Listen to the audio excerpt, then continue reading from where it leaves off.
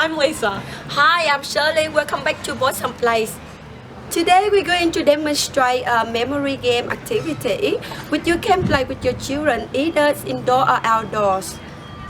For this game, you will need 3 cups or more, depending on the age of your child, and a small object that you can hide inside one of the cups. You then move the 3 cups around. After you finish moving the cups, you then ask the children to guess which one has the objects.